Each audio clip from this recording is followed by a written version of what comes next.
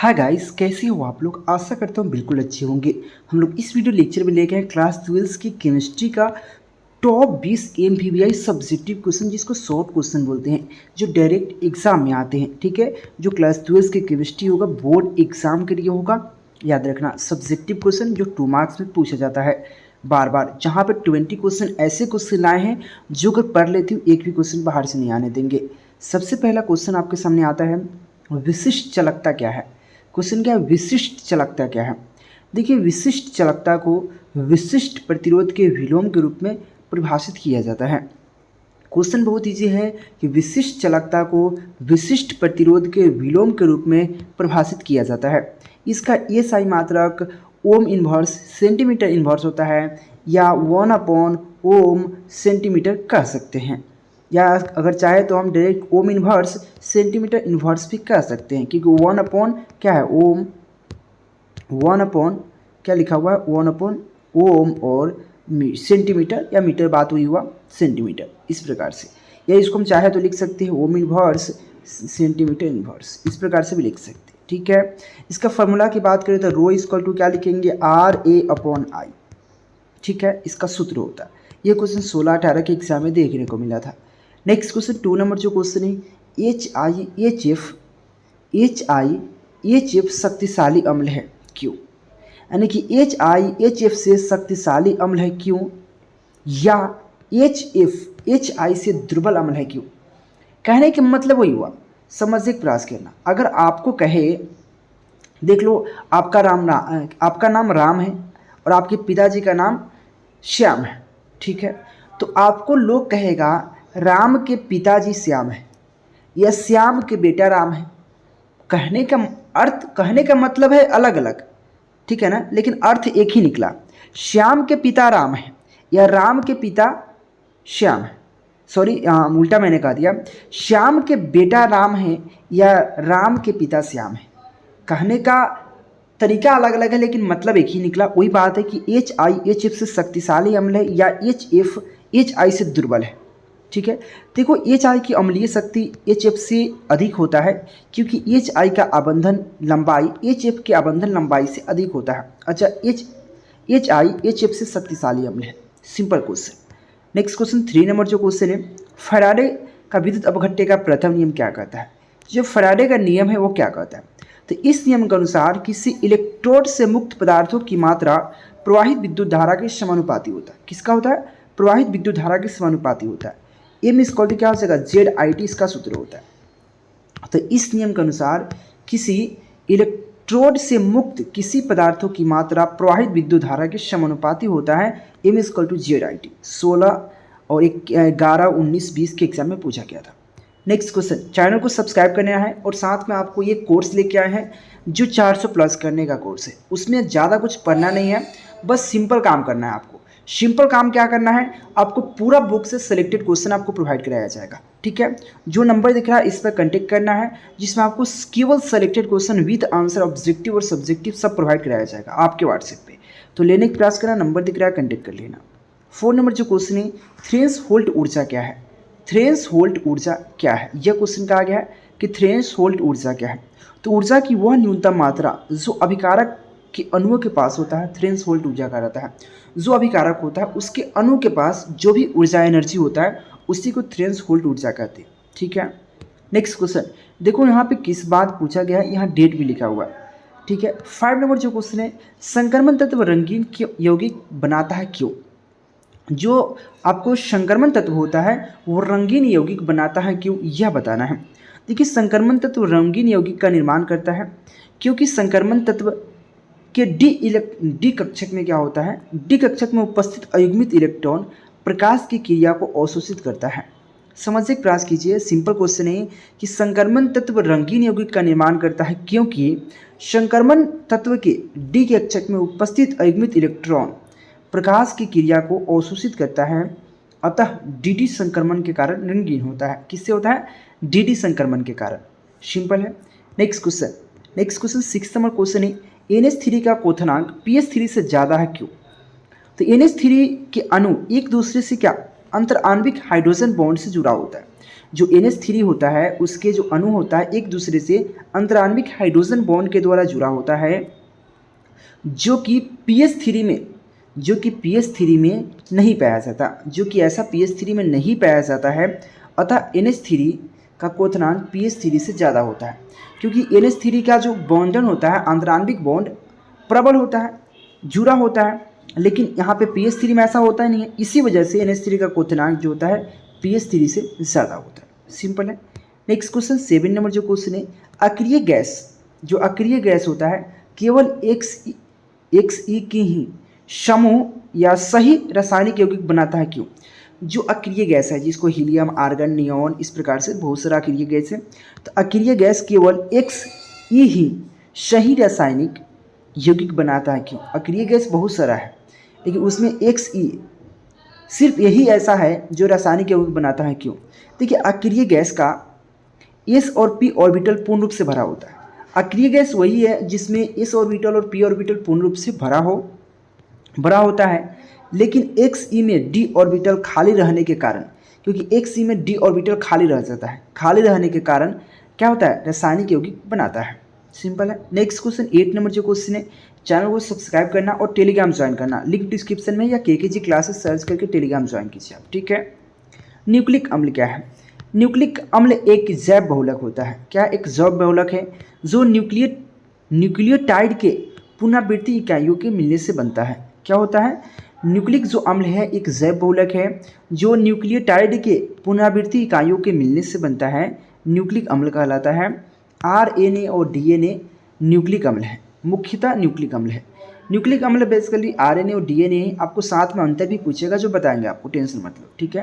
तो न्यूक्लिक अम्ल क्या है? सिंपल क्वेश्चन है कि वे एक जैव बहुलक है जो न्यूक्लियोटाइड के पुनरावृत्ति इकाइयों से मिलकर बना है, न्यूक्लिक अम्ल कहलाता है। और साथ में RNA और DNA मुख्य न्यूक्लिक अम्ल होते हैं। नेक्स्ट क्वेश्चन 9 नंबर जो क्वेश्चन है, आपका आगे क्वेश्चन भी आ गया, RNA और DNA में अंतर करें, जो कि 12वें एग्जाम में देखने को मिलता है। देखो ये कुंडलित होता है, कौन? RNA। जो RNA होता है यह एक कुंडलित होता है और DNA क्या होता है? द्विकुंडलित होता है। RNA कोशिका द्रव में पाया जाता है, जबकि DNA अनुसूत्रों में पाया जाता है। किसमें? अनुसूत्रों में पाया जाता है। और RNA की बात करें, यह अनुवांशिकी पदार्थ नहीं बनाता या नहीं होता है, जबकि DNA अनुवांशिक पदार्थ होता है। ये 3 पॉइंट था, डिफरेंस करने के लिए काफ़ी था। सबसे पहला पॉइंट आपका पहला पॉइंट था, यह एक कुंडलित होता है, यह द्विकुंडलित होता है। DNA द्विकुंडलित, RNA एक कुंडलित, ठीक है। DNA यह कोशिका द्रव से बनता है, DNA क्या होता है? अनुसूत्रों से बनता है। RNA जो होता है अनुवांशिकी पदार्थ नहीं होता, जबकि DNA अनुवांशिकी पदार्थ होता है, ठीक है। नेक्स्ट क्वेश्चन 10 नंबर जो क्वेश्चन है, प्रासरण और विसरण में अंतर। ये क्वेश्चन भी 12वें एग्जाम में देखने को मिलता है, प्रासरण और विसरण में अंतर। देखिए प्रासरण में अर्धपरागम में झिल्ली की आवश्यकता होता है। जो प्रासरण की क्रिया होता है उसमें अर्धपरागम में झिल्ली की आवश्यकता होता है, जबकि विसरण की क्रिया में अर्धपरागम में झिल्ली की आवश्यकता नहीं होता। फर्स्ट पॉइंट था। सेकेंड पॉइंट, प्रासरण की प्रक्रिया केवल द्रव अवस्था में ही होता है। जो प्रासरण की प्रक्रिया है केवल द्रव अवस्था में होता है। विसरण की क्रिया ठोस, द्रव और गैस तीनों अवस्था में होता है। प्रासरण की क्रिया केवल आपको द्रव अवस्था में होता है, जबकि विसरण की क्रिया ठोस, द्रव, गैस तीनों में होता है। प्रासरण में केवल विलायक के अणु भाग लेते हैं या विलायक के कण जो होता है गति करते हैं, जबकि विसरण में विलायक और विलय जिसको विलयन बोलते हैं, विलायक एवं विलय दोनों का अणु गति करते हैं। ये इसका 3 पॉइंट था जो कि आपको याद करना है।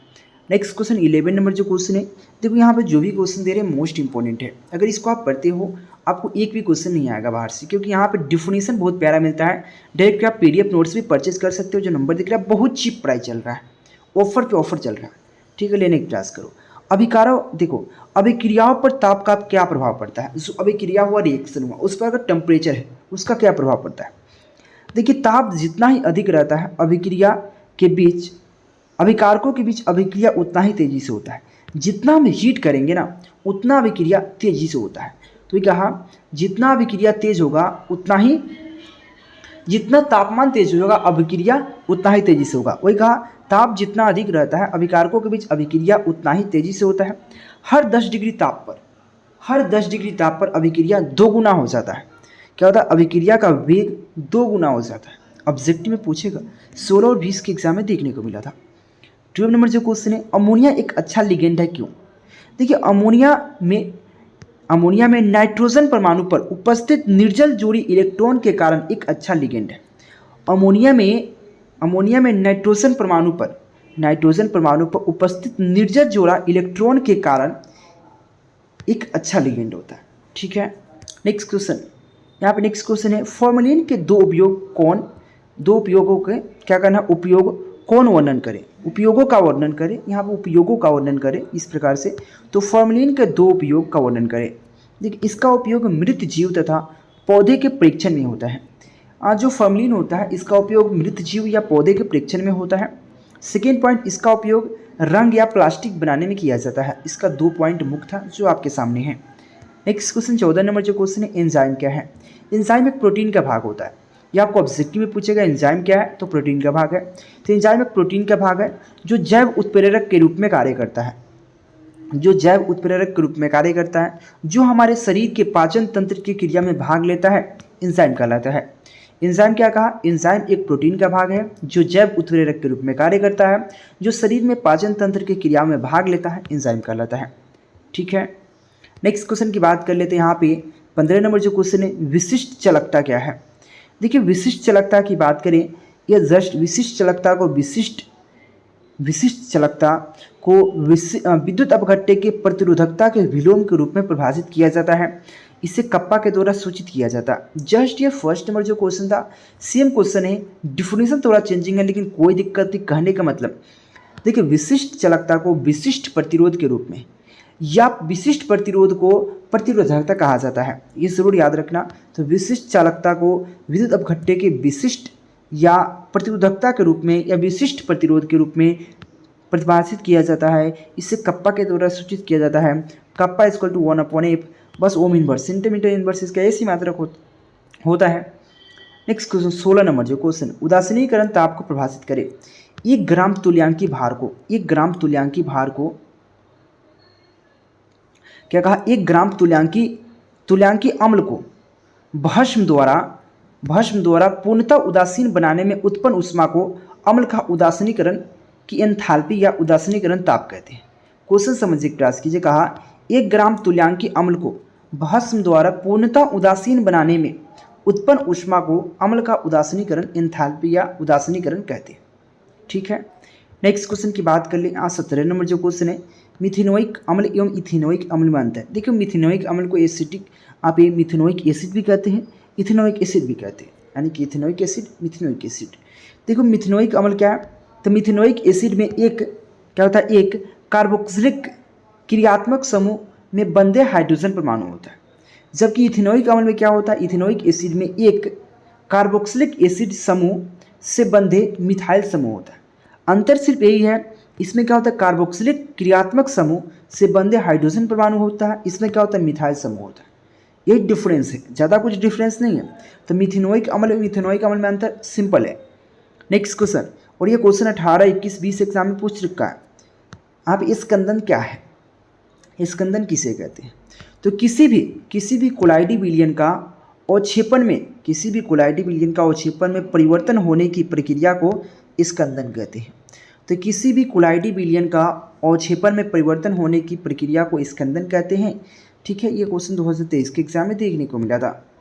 19 नंबर जो क्वेश्चन, बेंजीन के नाइट्रस की विधि का वर्णन करें। बेंजीन के नाइट्रोस का जो है उसका वर्णन करना है। कैसे करना है देखो यहाँ पे। तो बेंजीन के नाइट्रोसन की विधि का वर्णन है। देखिए बेंजीन के जब सांद्र नाइट्रिक अम्ल एवं सांद्र सल्फ्यूरिक अम्ल H2SO4 के साथ अभिक्रिया कराया जाता है तो बेंजीन का नाइट्रेशन होता है। बेंजीन का क्या होता है? नाइट्रेशन होता है। समझिए, बेंजीन को जब सांद्र नाइट्रिक अम्ल और सांद्र सल्फ्यूरिक अम्ल H2SO4 जिसको कहा जाता है अभिक्रिया कराया जाता है तो बेंजीन का नाइट्रेशन होता है। जैसे कि बेंजीन का हम सांद्र H2SO4 और किसा सांद्र यहाँ पे नाइट्रिक अम्ल जो है NHO3 को अभिक्रिया कराएंगे तो हमको यहाँ पे क्या प्राप्त होगा? यहाँ पे जो देख सकते हो बेंजीन के साथ NO2 जुड़ा हुआ है, इसको हम बोलते हैं, इसका नाइट्रेशन कहते हैं। ठीक है, और H2 और बाहर निकल जाता है। सिंपल है। नेक्स्ट क्वेश्चन, उससे पहले चैनल को सब्सक्राइब कीजिए, बेल आइकन दबाइए, कॉल उठाइए, फटाक से कॉल या मैसेज कीजिए, क्योंकि आपको कोर्सेज लेना है। क्योंकि आप पूरा बुक और पूरा सिलेबस पढ़ नहीं सकते। पूरा सिलेबस पढ़ने के तो पढ़ सकते, याद नहीं कर सकते। इसलिए याद करने के लिए उतना ही आप याद कर सकते जितना एबिलिटी है, ठीक है। तो उस अनुसार से आपकी एबिलिटी, आपकी क्षमता के अनुसार से सिलेक्टेड क्वेश्चन प्रोवाइड कराया जाता है जो बोर्ड में आते हैं। क्योंकि बोर्ड में पूरा बुक नहीं पूछा जाता, सिर्फ उससे कुछ क्वेश्चन, कुछ सिलेक्टेड क्वेश्चन ही पूछे जाते हैं जो आपको प्रोवाइड कराया जाएगा, ठीक है। आपके व्हाट्सएप पे लेने की प्रयास कीजिए, नंबर दिख रहा है। यहाँ पर डिटॉल का मुख्य संघटक क्या है? तो डिटॉल का मुख्य संघटक यहाँ पे है क्लोरोऑक्सीनोल। क्या हो जाएगा? क्लोरोऑक्सीनिलॉल। क्या हो जाएगा? क्लोरोऑक्सीनोल जो है, और क्या है? अल्फा टर्पिनॉल है। ये दो बेसिकली क्या है? डिटॉल का मुख्य संघटक है। सबसे पहला है यहाँ पे ऑक्सीलेनॉल और अल्फा टर्पिनॉल। ये दो आपका डिटॉल का क्या है? मुख्य संघटक है, जो कि पूछा गया है। ये क्वेश्चन 2021 के एग्जाम में पूछा गया है। जो यहाँ पे टॉप हम 20 क्वेश्चन आए MBBI क्वेश्चन, जो जिसका खत्म होता है।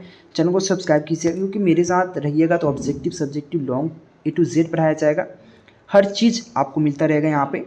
टेलीग्राम ज्वाइन करके चैनल को सब्सक्राइब कीजिए। Thank you. पहले क्यूज और टेस्ट देने के लिए सबसे पहले गूगल ओपन करना है, उस पर KKG क्लासेस सर्च करना है। सर्च करने में फर्स्ट वेबसाइट आएगा, उसको ओपन करना है। ओपन करने के बाद आपको क्यूजेस का ऑप्शन मिलेगा, क्यूज का ऑप्शन मिलेगा, उस पर क्लिक करना है। क्लिक करने के बाद बहुत सारा आपको टेस्ट शो होने लगेगा, क्यूज शो होने लगेगा।